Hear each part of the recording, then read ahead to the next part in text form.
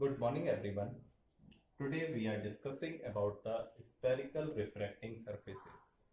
The refracting surfaces, what is the refracting surfaces? The surface which separate the two medium of different refractive index. Okay. Let us discuss about the spherical refracting surfaces. Okay. There are two types of spherical refracting surfaces. One is concave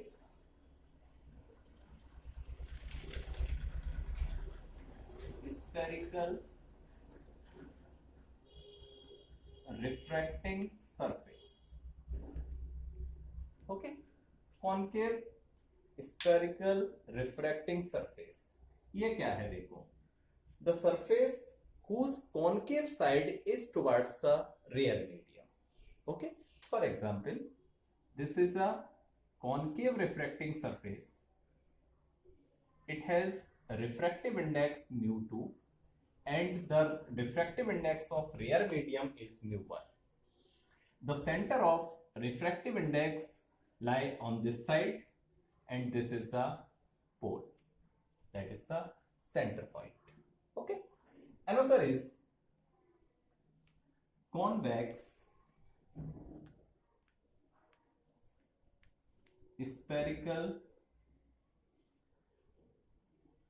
refracting surface, है ना. इससे आप क्या लिख सकते हो, the surface whose concave side is towards the real medium is called convex spherical refracting surface. For example, this is a convex refracting surface, this is the center. Okay, the refractive index of this medium is mu2 and the refractive index of the real medium is mu1. Okay, so there are two refracting surfaces. We discuss about the refraction through the spherical convex refracting surface and refraction through the concave refracting surface. Okay, now let us start the first topic, refraction through convex spherical refracting surface. Okay, refraction through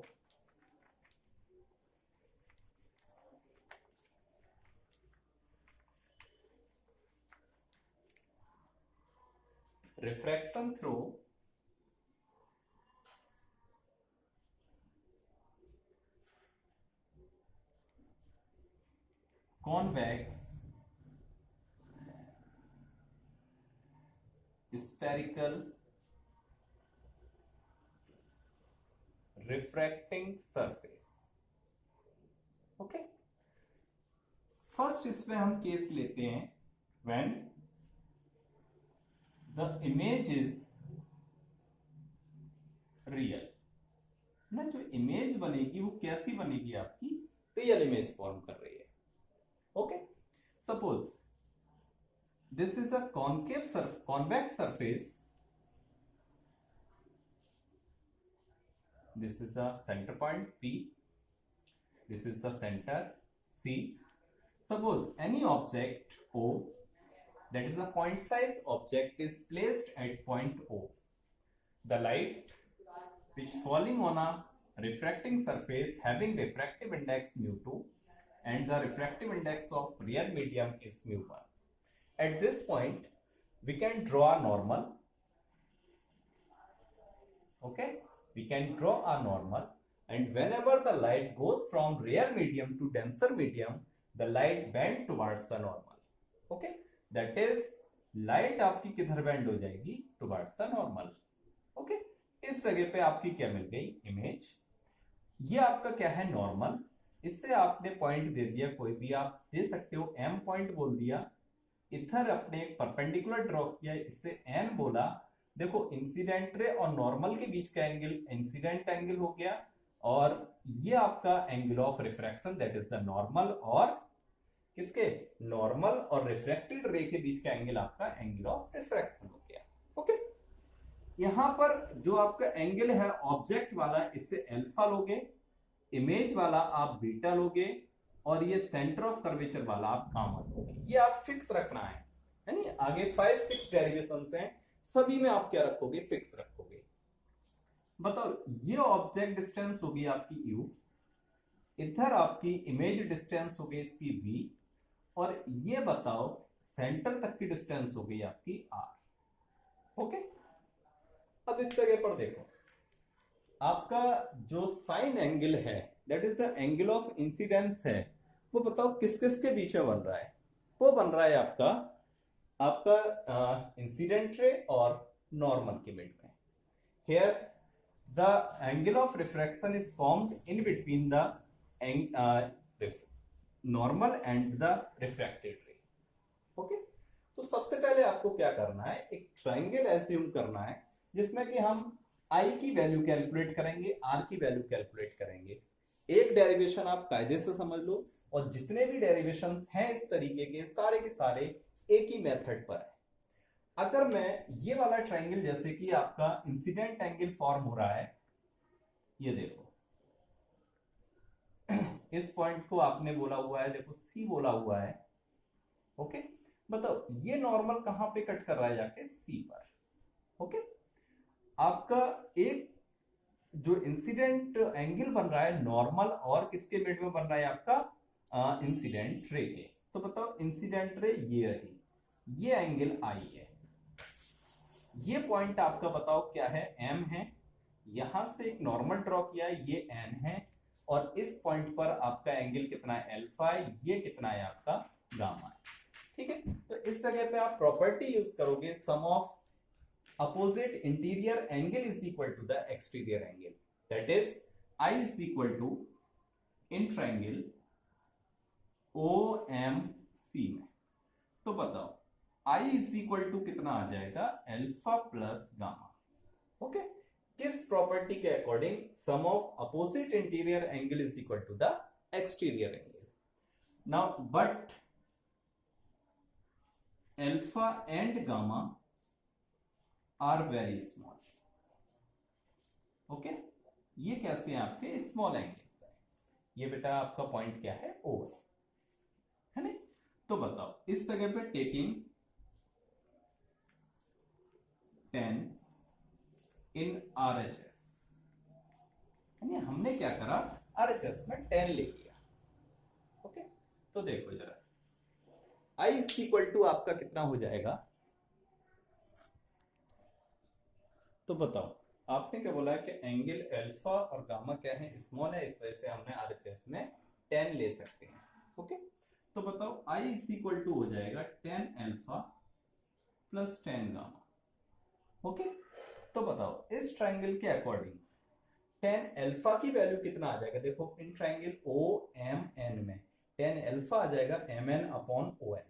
okay, but 10 alpha is equal to हो जाएगा MN upon ON, and 10 gamma बताओ कितना हो जाएगा, MN upon CN, MN upon CN।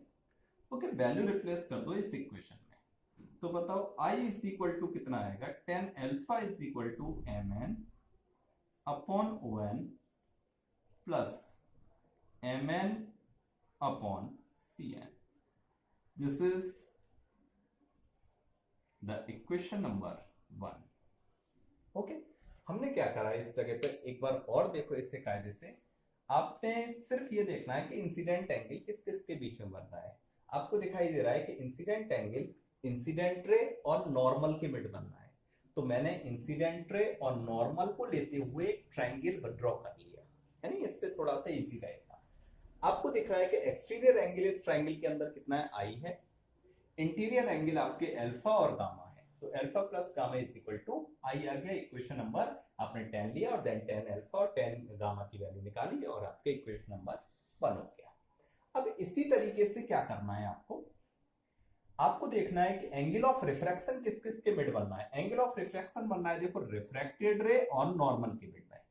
Okay, तो मैं क्या करूंगा, देखो ये रही रिफ्रैक्टेड रे जो कि कट कर रही है आपकी आई पर जाकर, और ये रही आपकी क्या, देखो नॉर्मल, ये कट कर रहा है आपका सी पर, और ये रहा आपका परपेंडिकुलर, दैट इज m है, और ये आपका n है। बताओ एंगल और लिखो इसके।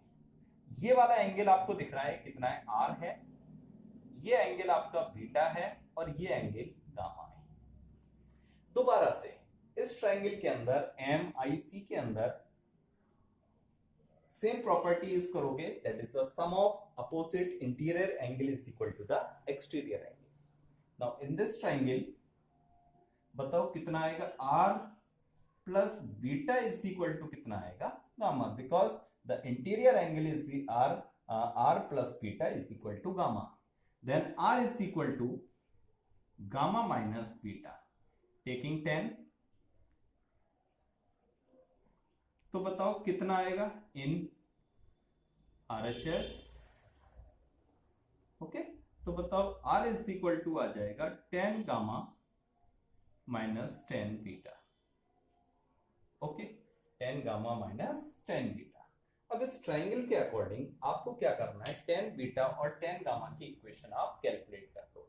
ओके, इक्वेशन जो आपकी निकलेंगी उसे देखेंगे, तो देखते हैं इस जगह पर। बताओ 10 gamma in this triangle, 10 gamma कितना हो जाएगा, mn upon cn। Okay, now in triangle mn c के अंदर बताओ 10 गामा कितना हो जाएगा, mn अपॉन cn। ओके, इसे आप चाहो तो इक्वेशन 2 बोल सकते हो, और 10 बीटा बताओ कितना हो जाएगा, mn upon ni। 10 beta is equal to mn upon ni। Okay, from equation number 2, यानी 2 में आप वैल्यू पुट कर सकते हो। तो बताओ r इज इक्वल टू कितना आ गया, 10 gamma that is mn upon cn minus mn upon कितना आएगा बताओ आपका ni। Okay, this is equation number 3 using Snell's law. बताओ sine i over sine r is equal to, light कौन से मीडियम में जा रही है आपकी, μ2 वाले रिफ्रैक्टिव इंडेक्स के मीडियम में जा रही है, कहां से, μ1 से, तो ये आ जाएगा μ2 upon μ1। But angle I and angle R are very small, so sin I, so the sin I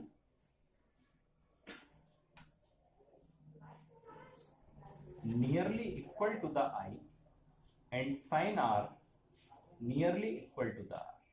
okay, replace कर दो इसमें वैल्यू, तो बताओ ये कितना आएगा आपका, ये आ जाएगा,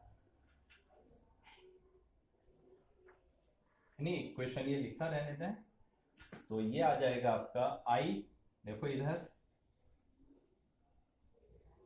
तो ये आ जाएगा I upon R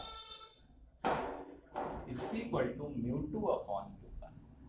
cross multiply कर लो, I of μ1 is equal to R of μ2 from equation 1 and 3, है ना। फ्रॉम इक्वेशन 1 और 3 से आप क्या करोगे, I और R की वैल्यू रिप्लेस कर दो। तो बताओ I की वैल्यू आपकी क्या बन रही है, mn upon on plus mn upon cn, ये हो गया I की वैल्यू, इनटू हो गया μ1 इज इक्वल टू μ2, और R की वैल्यू आपकी कितनी आएगी, mn upon cn minus mn upon ni। Okay, मतलब mn क्या हो जाएगा, कॉमन हो जाएगा और कैंसिल हो जाएगा, mn क्या हो जाएगा, कॉमन होकर कैंसिल कर सकते हो। ओके, तो देखते हैं इधर, बताओ, तो ये बनेगा mn आपने कॉमन लिया, μ1 से अंदर मल्टीप्लाई हो गया, तो बताओ ये बना μ1 upon on plus μ1 upon cn is equal to mu two. और बताओ इधर भी आपने क्या करा, mn को कॉमन लिया और म्यू टू से अंदर मल्टीप्लाई किया, mu two upon C N minus mu two upon N I. Okay, mn से mn हो गया कैंसिल। देखो अब इधर इस साइड देखिएगा तो बट यहां पे आप लिखोगे but the aperture of surface is very small, so point A, point N is very close to the P. Okay, जो आपका N पॉइंट है वो आपका क्या आ जाएगा, P पर आ जाएगा। अपर्चर का मतलब क्या होता है, size of the spherical refracting surface. Okay, जो इसका साइज है। अब ये बताओ कहां पे आ गया, एन पॉइंट कहां पर आ गया, P पर। तो इस इक्वेशन में हम जो चेंज कर सकते हैं, so this is equation number 4। So from equation 4 बताओ कितना आएगा, mu one upon N point P पर आ गया तो बताओ ओ एन की जगह क्या आ जाएगा, OP plus mu one upon CP is equal to mu 2 upon Cn Cp minus mu 2 upon Pi। Okay, मैंने देखो क्या करा, ये जो Cp वाले हैं वो तो एक तरफ कर लिए, तो ये आपका आ जाएगा देखो mu 1 upon OP minus plus हो जाएगा mu 2 upon Pi is equal to mu 2 upon Cp minus हो जाएगा mu 1 अपॉन Cp। ओके, अब देखो जरा, आपको पता है कि राइट हैंड जो आपका लेफ्ट साइड वाली जो डिस्टेंसेस हम लेते हैं उसे हम नेगेटिव कंसीडर करते हैं, राइट साइड वाली आप पॉजिटिव कंसीडर करते हो। तो बताओ ओपी कितना आ जाएगा, माइनस का यू, पी आई कितना आ जाएगा, प्लस का बी, और सीपी कितना आ जाएगा, प्लस का R. Okay, so OP is equal to minus का U, P I is equal to आएगा प्लस का v, और सी आपका जो सीपी है वो कितना आएगा, प्लस का r, है ना। इस इक्वेशन में वैल्यू पुट कर दो, जरा बताओ, तो ये आ जाएगा mu one upon minus U plus आ जाएगा mu two upon V is equal to, बताओ सीपी क्या हो जाएगा, एलसीएम हो जाएगा, तो mu two minus mu one upon क्या आ जाएगा आपका, आर आ जाएगा। ये क्या बन गया, this is the expression for the refractive, this is the equation for the refraction through the refracting surface when the image is real, और you can say the refraction is occur from rare to denser. Okay, in next case we have discussed about the when the image is formed virtual. Okay, the next topic is refraction through the convex refracting surface when the image is virtual. Okay, देखते हैं यहां पर, मान लीजिए convex refracting surface है, बताओ इसका centre किधर बिलोंग करेगा, इस साइड, ऑब्जेक्ट रखा हुआ है इस जगह पर। बताओ ये लाइट इंसिडेंट हुई, नॉर्मल इस जगह पे आपने ड्रॉ किया है जो कि कट करेगा कहां पर, सी पर। अब बताओ होता क्या है कि whenever the light goes from rare medium to denser medium it bend towards the normal. Okay, it bend towards the normal. इस तरीके से आप क्या कर दिखाओगे, इसे बेंडिंग दिखा दोगे। देखो, यानी अब जब बेंडिंग वाली लाइट को पीछे हटाओगे, इससे जब पीछे लेके आओगे तो ये आपकी कट करेगी एक पॉइंट पर, जिस पे आप कह सकते हो ये पॉइंट है आपका आई और ये हो गया ओ। ओके,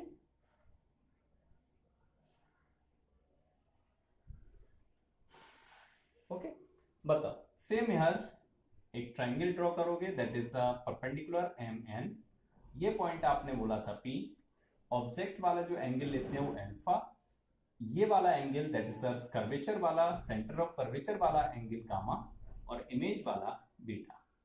ये डिस्टेंस आपका u, ये डिस्टेंस आपका v, और बताओ सेंटर तक की डिस्टेंस आपकी r। एंगल ऑफ इंसिडेंस आपका किस किस के बीच बनेगा, इंसिडेंट रे और नॉर्मल के बीच, दैट इज आई। और बताओ एंगल ऑफ रिफ्रैक्शन किस किस के बीच बनेगा, नॉर्मल और आपका रिफ्रैक्टेड रे के बीच में। ओके, तो हियर पहले हम एंगल ऑफ इंसिडेंस देखते हैं। तो बताओ ये आपका ट्राइंगल बना, ये ऑब्जेक्ट O है, इधर आपका C है, दोनों के बीच ये एंगल बन रहा है I, ये एंगल अल्फा है और ये एंगल आपका गामा है, ये M है, ये M है।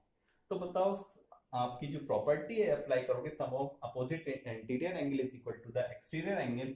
तो बताओ I इज इक्वल टू कितना निकलेगा, I is equal to alpha plus gamma, taking 10 in RHS। Okay, तो I इज इक्वल टू आ जाएगा 10 अल्फा प्लस 10 गामा। अब बताओ I is equal to 10 alpha की वैल्यू कितना है, mn अपॉन on प्लस हो जाएगा mn upon cn। This is equation number 1। Okay, अब आपको क्या करना है, देखो रिफ्रैक्टेड रे और नॉर्मल के बीच जो बन रहा है वो आपका क्या है, एंगल ऑफ रिफ्रैक्शन है। तो देखो रिफ्रैक्टेड रे रही ये वाली, है ना, ये रहा नॉर्मल। अब इस रिफ्रैक्टेड रे को जब पीछे हटाया तो कहां पे कट किया इसने, आई पे जाके। ये एंगल R बना हुआ है, ये M है और ये आपका N है, ये एंगल बीटा है और ये आपका गामा है। Okay, this is the point C।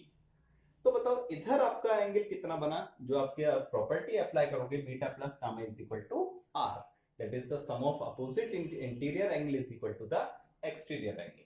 Now in this case R is equal to बताओ कितना आ गया, beta plus gamma, again taking